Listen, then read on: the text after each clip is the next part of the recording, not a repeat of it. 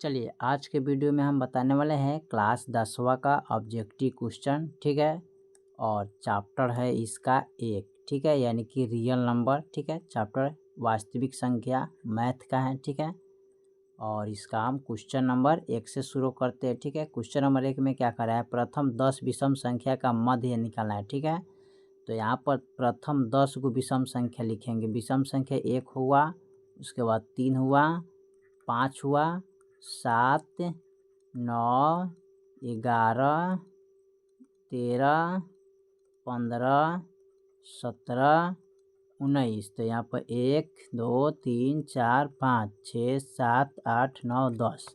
अब हमें निकालना है क्या, मध्य बराबर। ठीक है, अब 1 plus 3 plus 5 plus 7 plus 9 plus 11 plus 13 plus 15 plus 17 plus 19 plus. ठीक है, यहाँ पर लिख के इसको हम क्या करेंगे, बटा में 10 है तो 10 लिखेंगे। ठीक है, मध्य बराबर टोटल गिनेंगे तो हमारे पास कितना जाएगा, 100। अब बटा में 10, 10 दहा के 100, यानी कि इसका मध्य जो निकलेगा वो कितना आ जाएगा, वो 10 आ जाएगा। ठीक है, आंसर इसका क्या होगा, 10। ठीक है, ऑप्शन इसका बी हो जाएगा। ठीक है, चलिए इसके बाद हम अगला देखते हैं। अगला जो हमारा दिया है उसको हम देखते हैं। ठीक है, अगला इसको हम मिटा लेते हैं। ठीक है, चलिए अगला सवाल हम देखते हैं। अगला सवाल हमारा क्या कर रहा है, दूसरी का यहाँ पर दिया है √64 है, √81 है, प्लस का √16 है और 9 है। तो 64 का वर्गमूल कितना होता है, 8, 81 का वर्गमूल 9, प्लस 16 का वर्गमूल 4 होता है, इसका वर्गमूल 3 होता है। और 9 3 का वर्गमूल करेंगे तो कितना आ जाएगा, 9, 9 एकम 9, 8 एकम 8, प्लस 3 3 9, 3 चौका 12, जोड़ेंगे तो कितना आ जाएगा, 20, 20/9। तो ये क्या हो जाएगा, आपका परिमेय संख्या हो जाएगा। ठीक है, परिमेय संख्या, क्योंकि बटा के रूप में है तो ये क्या हो जाएगा, परिमेय संख्या आपका हो जाएगा। चलिए तो इसका आप टिक लगा सकते हैं, परिमेय संख्या। ठीक है, यहाँ पर चलिए 3 नंबर सवाल को देखते हैं और इसको हम मिटा लेते हैं। ठीक है, क्वेश्चन नंबर 3 में हमारा क्या कह रहा है, इसमें दिया है 2 परिमेय संख्या, 2 अपरिमेय संख्या इतना तथा इतना का गुणनफल होगा क्या है। तो देखिए यहाँ पर क्वेश्चन नंबर 3 में दिया है 3 प्लस √6 तथा 3 माइनस √5। तो देखिए ये बाहर वाला है तो क्या हो जाएगा, परिमेय संख्या। अब प्लस में ये इसका वर्गमूल नहीं निकलेगा तो क्या हो जाएगा, अपरिमेय संख्या हो जाएगा। ठीक है, तथा ये वाला क्या हो जाएगा, ये हो जाएगा, ये आपका परिमेय संख्या हो जाएगा। ठीक है, अंदर वाला क्या हो जाएगा, परिमेय संख्या। तो यहाँ पर लिखेंगे परिमेय और माइनस अपरिमेय। ठीक है, कि ये क्या हो जाएगा, अपरिमेय हो जाएगा। परिमेय अपरिमेय को जोड़ते हैं तो क्या प्राप्त होता है, अपरिमेय प्राप्त होता है। ठीक है, और गुना इसका भी जोड़ेंगे, घटाएंगे तो क्या प्राप्त होगा, अपरिमेय प्राप्त होता है। ठीक है, इस पर जब गुना करेंगे दोनों को अपरिमेय अपरिमेय में तो हमें क्या प्राप्त होगा, अपरिमेय संख्या प्राप्त होगा। ठीक है, जो कि अब ऑप्शन बी हो जाएगा 3 का। ठीक है, चलिए इसको हम मिटा लेते हैं और फिर इसका अगला सवाल हम देखते हैं, क्वेश्चन नंबर 4। ठीक है, यहाँ पर दिया है √अंडर कितना है, 10 गुने √15। इसको गुना करेंगे तो √अंडर कितना होगा, 150। ठीक है, अब इसको 150 का गुणाखंड तोड़ेंगे तो 75 दूना 150 होता है। आप 25 3 75 और 5 25, 5 एकम 5। ठीक है, यानी कि √अंडर 150 बराबर, इसको रूट के अंदर लिखेंगे 2 गुने 3 गुने 5 गुने 5। तो जो 2 5 है, जोड़ा लग गया तो बाहर आ जाएगा, इसका जोड़ा नहीं है तो 3 दूना 6 हो जाएगा। और देखिए 5 क्या हो जाएगा, ये आपका हो जाएगा परिमेय। ठीक है, और गुने 6 क्या हो जाएगा, अपरिमेय।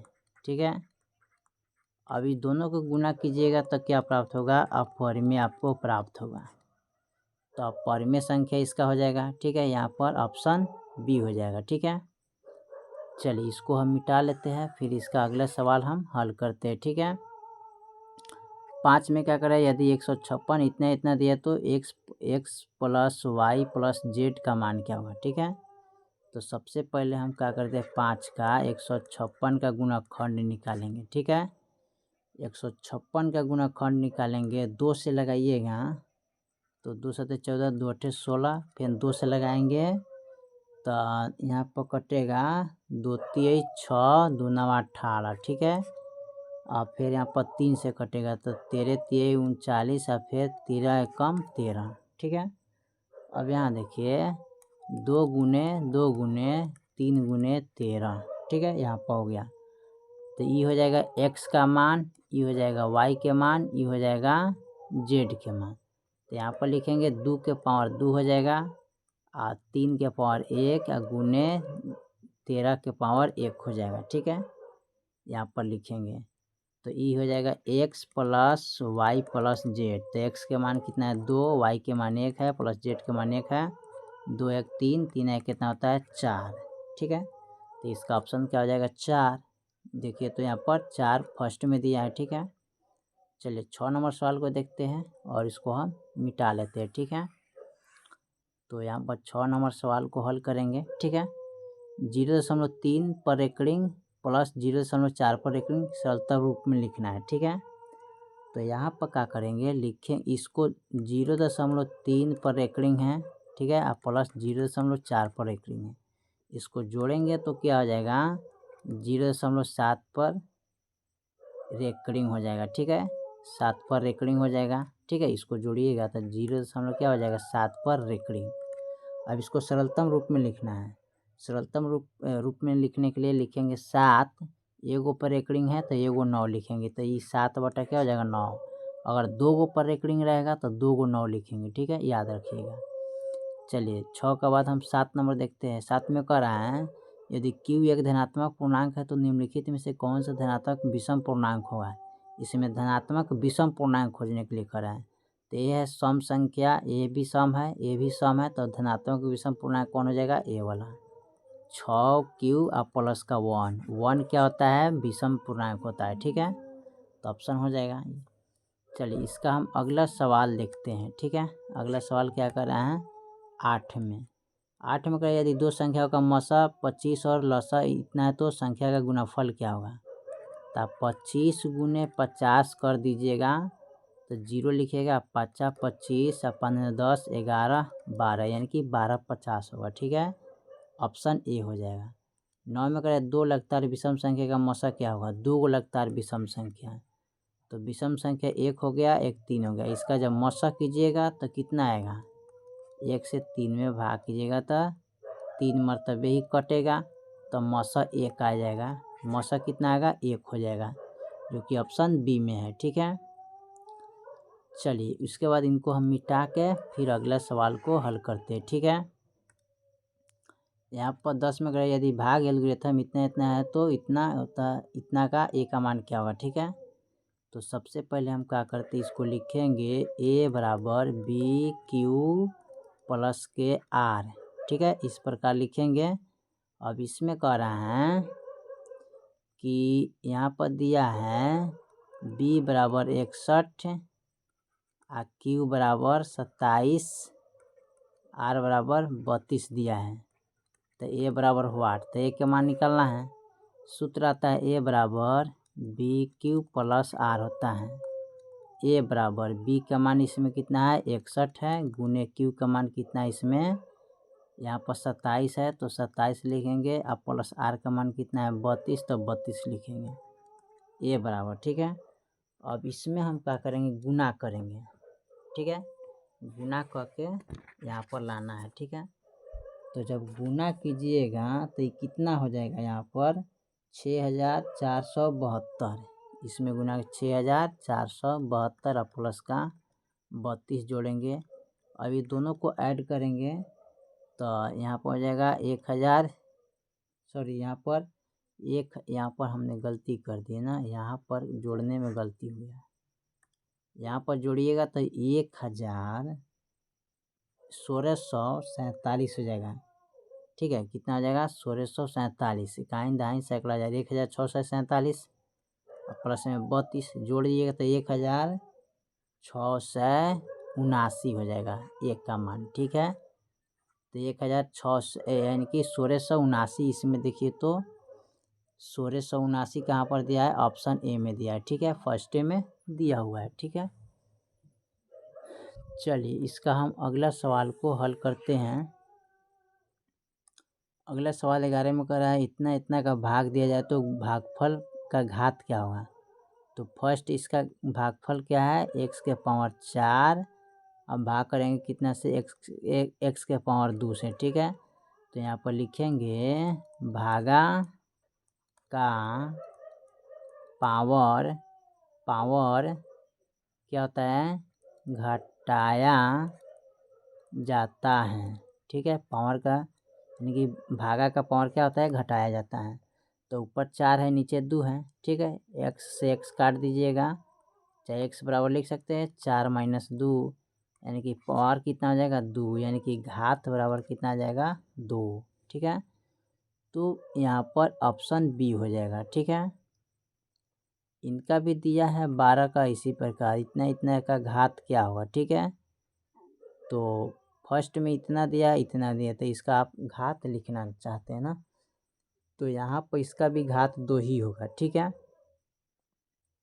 क्योंकि यहाँ पर 4 है, यहाँ पर x का पावर 2 है ना, तो x के पावर 4 x के पावर 2, तो इसी प्रकार इसको घटाएंगे 4 माइनस 2 तो कितना आ जाएगा 2 ही आएगा ना, तो इनका भी पावर 2 ही आएगा इसी तरह। ठीक है, 13 नंबर सवाल को देखते हैं, इसको मिटा लेते हैं। ठीक है, 13 नंबर सवाल हमारा क्या कह रहा है, तो 140 का पहले गुणाखंड कीजिएगा, 70 दूना 140 होता है। ठीक है, फिर इसको काटेंगे तो 35 दूना क्या होता है 70, ये कटेगा 5 सत्ते 35 और 7 एकम 7। अब यहाँ पर 2 गुने 5 गुने 7, तो ये हो जाएगा 2 के पावर 2 गुने 5 के पावर 1 गुने 7 के पावर 1। ठीक है, अब यहाँ पर जो मान दिया है ना, यहाँ पर दिया है x plus y minus z, तो ये x का मान है, ये y का मान है, ये z का मान है। ठीक है, तो इसका पावर 2 है तो 2 लिखेंगे, प्लस y का मान 1 है तो 1 लिखेंगे, और माइनस z का पावर 1 है तो 1 लिखेंगे।